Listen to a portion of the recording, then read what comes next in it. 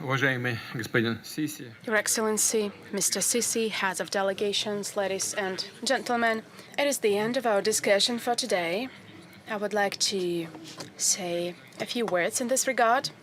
Just recently, Prime Minister of Tanzania, speaking in front of us, has informed us on the benefits of Tanzania, on its advantages, on its unique sides. He mentioned the mountain of Kilimanjaro.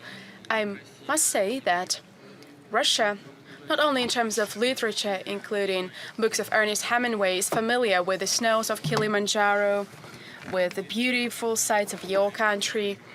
We know Africa well. We've known it for a long time. We know that what makes Africa rich is talented people, huge mineral resources, and determination and commitment of our African countries, of our friends from Africa, to go forward as fast as possible. At the same time, we know that there is a huge number of problems that persist in Africa and that should be resolved.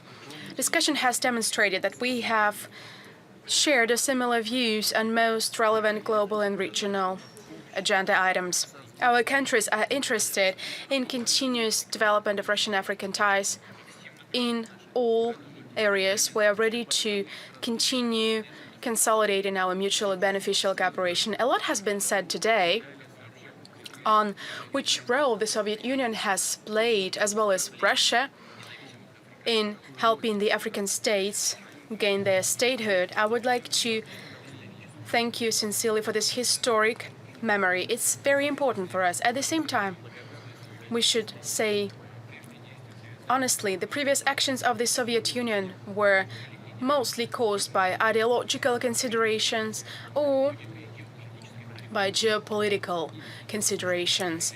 Many have spoken today about a new stage today and about the new quality of the relationship between Russia and Africa.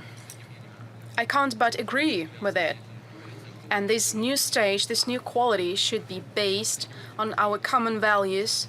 We stand united in supporting these values such as justice, equality, respect for nations' right to shape their own future. And it is taking this stance that we will continue to coordinate our efforts at international venues, pooling our efforts to ensure stability in Africa.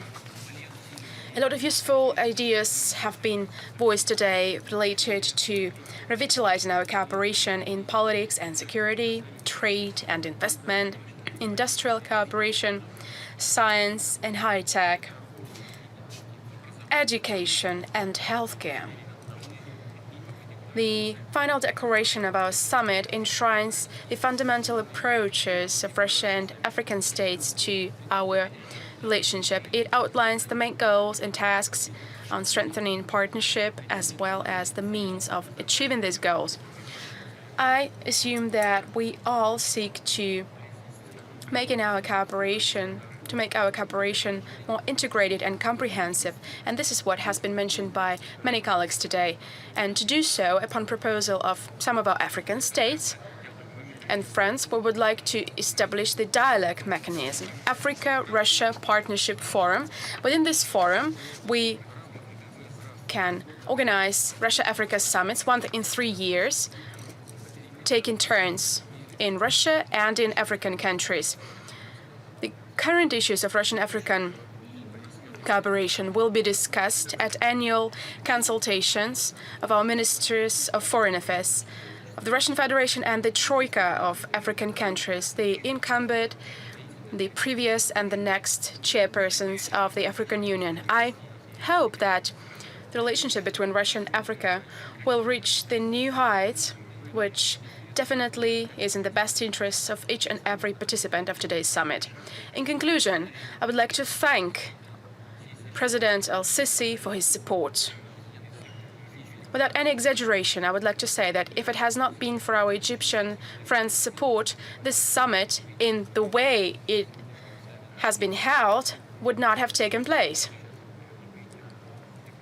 And besides, as you see, during this whole day, he's been sitting next to me and helping me and assisting me in my work. So I probably have to share my payment, my salary with him, because he has carried out a number of obligations that I was supposed to carry out. I would like to thank all of you, dear colleagues, because it is thanks to you that we build this unique atmosphere. Well, of course, it took a lot of time because everyone had to have the floor to share views on what and how we should do to galvanize our cooperation. Nevertheless, I believe we managed to have this unique atmosphere of friendship, of free, unimpeded discussion, which is also a great value in my mind. To my mind, I would like to thank all of you, and if you agree with what I've said, then I would like to express hope that we will continue our joint work in this same spirit. We will improve our cooperation. Thank you all very much, and see you again.